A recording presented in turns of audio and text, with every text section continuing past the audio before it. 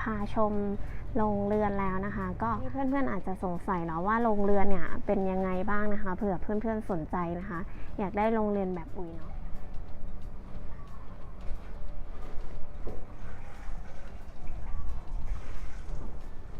นี่นะคะก็จะเป็นโรงเรือนนะคะ2 ประตูนะคะ2 ประตูหัวท้ายแล้วก็8 หน้าต่างนะคะหน้าต่างฝั่งละ4นะคะ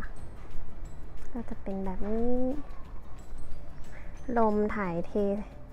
ดีนะคะลมเข้าลมออกดีนะคะตรงนี้ก็จะเป็นประตูนะคะปิดลงมานะคะมีซิปแบบนี้นะคะแต่ว่านี้ก็คือไม่ได้ปิดลงมานะคะก็จะเปิดเอาไว้ตลอดเลยแล้วก็ที่ตัวพลาสติกเนี่ยเขาก็จะมีเป็นลายอย่างนี้นะคะมันเหมือนเป็นเพื่อช่วยในการกรองแสงระดับหนึ่งอะค่ะนี่นะคะก็เดี๋ยวจะพาไปดูข้างๆก็จะเป็นหน้าต่างนะคะก็อันนี้อาจจะเปื้อนดินเปื้อนฝุ่นนะคะที่ฝนตกไม่ได้ปิดแล้วเขาก็จะเอาลงมาแบบนี้เอาลงมาแล้วก็แปะนะคะเขาจะเป็นตัวแบบเหมือนที่แปะแบบนี้แปะแบบนี้เวลาเปิดก็จะเปิดนี้นะคะม้วน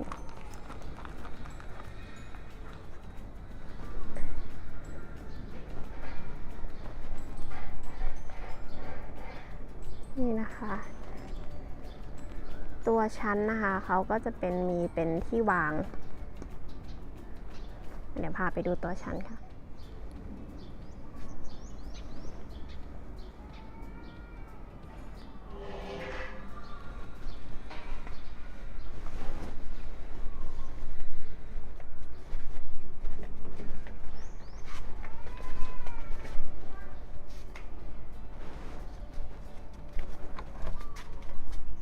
เข้ามาในโรงเรือนนะคะ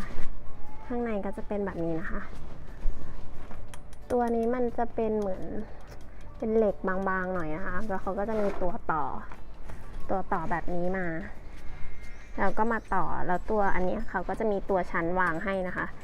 ชั้นวางเนี้ยก็วางครอบไปเฉยๆวางครอบไปเฉยๆว่ามันไม่ค่อยมั่นคงก็เลยต้องเอาเคเบิลไทมารัดเอาไว้อีกทีหนึ่งนะคะนี่ค่ะก็จะเป็นแบบนี้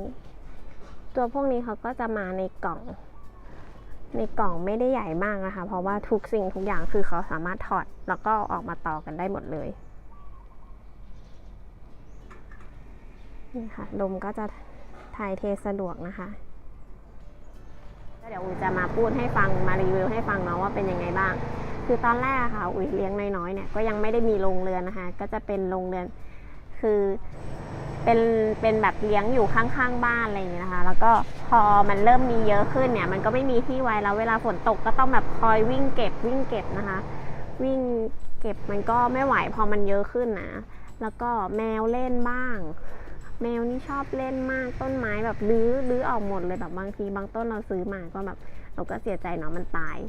บางทีก็ต้องมานั่งลงดินเดี๋ยวเปลี่ยนแล้วเปลี่ยนอีกเพราะแมวรื้อแล้วก็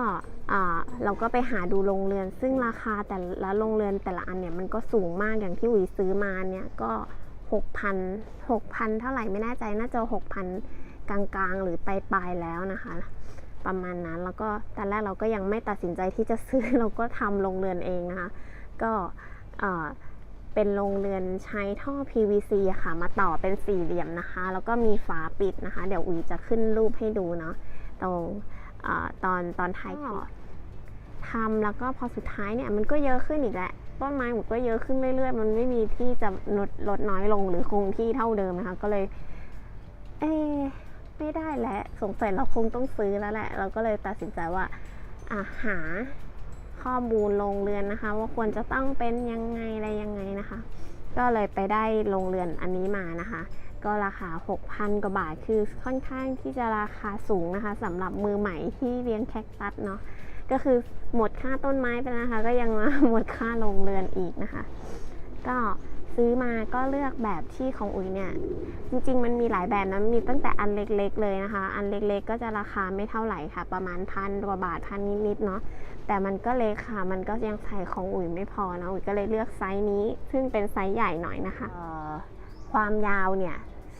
280 เซนก็2เมตร80นะคะแล้วก็ความกว้างของหน้าประตูเนี่ยคือความกว้างของแต่ละฝั่งอ่ะจะอยู่ที่145 เซนเมตร45นะคะแล้วก็สูงเนี่ย195ประมาณ190กว่านะคะก็คนที่สูงก็สามารถเดินในโรงเรือนได้นะคะแล้วก็มี4หน้าต่าง4แล้ว